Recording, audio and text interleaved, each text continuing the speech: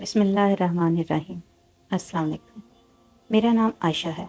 ہم 4 لوگ گھر میں رہتے تھے، امی، ابو، میں اور میرا بھائی۔ میرا بھائی میرے بچپن ہی سے بہت غصے اور جھگڑے کرنے والا تھا۔ جب ابو دنیا سے رخصت ہو گئے تو ساری ذمہ داری اس پر آ گئی اور اسے اچھی نوکری بھی مل چکی تھی، اس لیے گھر کے اخراجات کو وہ اچھی طرح سے منظم کر رہا تھا۔ پھر جب اس کی شادی ہوئی تو وہ بدل گیا۔ حقیقت میں اس کی بیوی کا ہاتھ تھا جو میری اور امی کے خلاف اسے بھڑکاتی رہتی تھی۔ ہم لوگوں نے بہت برداشت کیا، لیکن ایک دن اس کی بیوی نے کہا، ان کا کہنا ہے کہ تمہاری ماں اور بہن کے بارے میں میں نے محلے میں ان کے خلاف باتیں کی ہیں۔ جا کر محلے میں سے ایک لڑکی کو گواہ بنا کر لے آئی اور کہا، اس سے پوچھ لو۔ میرا بھائی اس کی باتوں میں آ گیا اور مجھے اور میری ماں کو گھر سے نکال دیا۔ میں نے بھائی کے پاؤں پکڑے اور کہا، ایسا نہ کرو، ماں بیمار ہے، ہم کہاں جائیں گے؟ لیکن اس نے ہماری ایک بھی بات نہ مانی اور گھر سے باہر نکال دیا۔ ہمارے رشتہ داروں میں سے کسی نے اپنے گھر میں رہنے کی اجازت نہیں دی۔ آخرکار میں اور میری والدہ ماموں کے گھر چلے گئے۔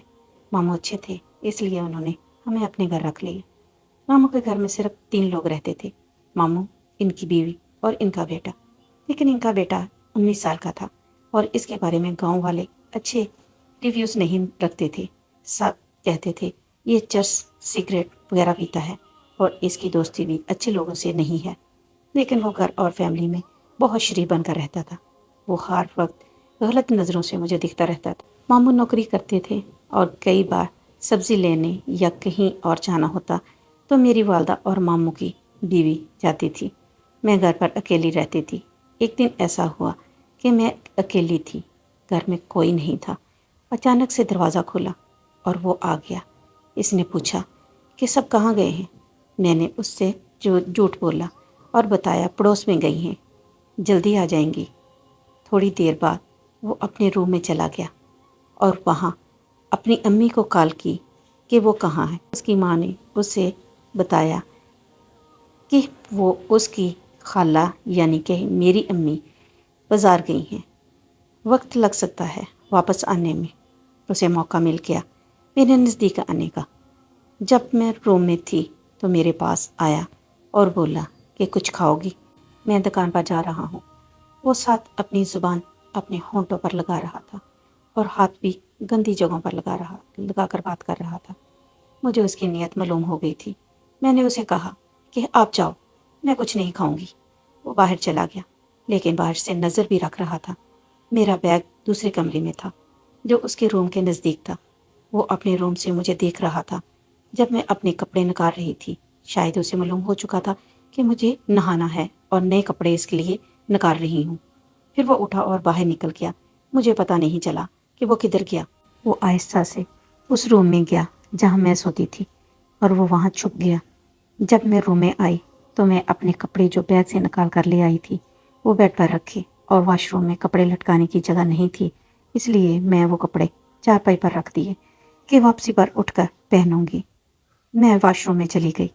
وہ میرے روم میں ہی چھپا بیٹھا تھا اور اس مختصر انسان کو اس بات کا علم تھا جب میں نہانے کے بعد واپس آئی تو مجھے ڈریس چینج کرنا تھا، اس لیے میں نے اپنے کمرے کا دروازہ لاک کر دیا تاکہ کوئی بھی باہر ہوگا یا کوئی اور روم میں نہ آ سکے۔ لیکن مجھے کیا پتا تھا کہ میرے ساتھ کیا ہونے والا ہے۔ وہ روم میں چھپا دیکھ رہا تھا۔ میں نے اپنے کپڑے اتارے تو وہ مجھے چھپ کر دیکھ رہا تھا۔ ابھی میں نے نئے کپڑے ہاتھوں میں رکھے ہی تھے کہ وہ پیچھے سے آیا اور مجھے پکڑ لیا۔ میں ڈر گئی۔ وہ میری آواز رک سی گئی تھی، اس لیے مجھے چارپائی بیگ گرا دیا۔ میں اس سے پہلے کسی کو بلاتی یا آواز دیتی، اس نے میرے منہ پر ہاتھ رکھ لیا اور دبا لیا، اور ساتھ ہی میرے منہ کو کپڑے سے باندھ لیا تاکہ کوئی آواز باہر نہ جا سکے۔ اس کے بعد مجھے اس نے دونوں ہاتھوں کو پکڑ کر باندھ دیا۔ میں اسے اپنی ٹانگوں کے ذریعے مار رہی تھی۔ اس نے دونوں پاؤں کو کپڑے سے باندھ دیا۔ اس کے بعد میں بالکل بے بس ہو چکی تھی۔ نہ میں بول سکتی تھی اور نہ ہی اپنے ہاتھ پاؤں سے حرکت کر سکتی تھی۔ اس نے اپنے کپڑے میرے سامنے اتارنا شروع کر دیے۔ میں زور زور سے ہلی اور بول رہی تھی، لیکن منہ اور ہاتھ پاؤں پر کپڑے سے لاک تھا تو نہ آواز نکل رہی تھی، نہ میں ہل سکتی تھی۔ اس نے مجھے زیادتی کا نشانہ بنایا اور پھر میں جب ٹوٹ چکی تھی تو کپڑے پہن کر چلا گیا۔ بعد میں جب امی اور ممانی کے آنے کا وقت ہوا تو میں نے اپنے کپڑے پہن لیے۔ مجھ میں ہمت نہیں تھی بتانے کی، لیکن میں نے ہمت کی اور اپنے ماموں کو بتا دیا اور کسی سے بات نہیں کی۔ جب امی ممانی باہر گئے تو انہوں نے میرے سامنے بیٹے کو بہت مارا۔ اس نے میرے پاؤں پکڑ کر معافی مانگی۔ بعد میں ماموں نے میری امی سے اپنے بیٹے کے لیے رشتہ مانگ لیا اور امی نے رضامندی ظاہر کر دی۔ اب اگلے سال ہماری شادی ہے، لیکن میں اس شادی پر خوش نہیں ہوں۔ اب آپ لوگ بتائیں کہ مجھے ایسے انسان سے شادی کرنی چاہیے جس نے میری عزت داغدار کر دی۔ اب آپ ہی بتائیے کہ اس موقع پر میں کیا کروں۔ امید کرتی ہوں کہ آپ کو کہانی اچھی لگی ہوگی۔ سب کمنٹس کر کے لازمی بتانا کہ آپ کو کہانی کیسی لگی۔ اگر مزید اور کہانیاں سننا چاہتے ہیں تو کمنٹس میں بتائیں اور میرے چینل کو سبسکرائب کر لیں۔ شکریہ۔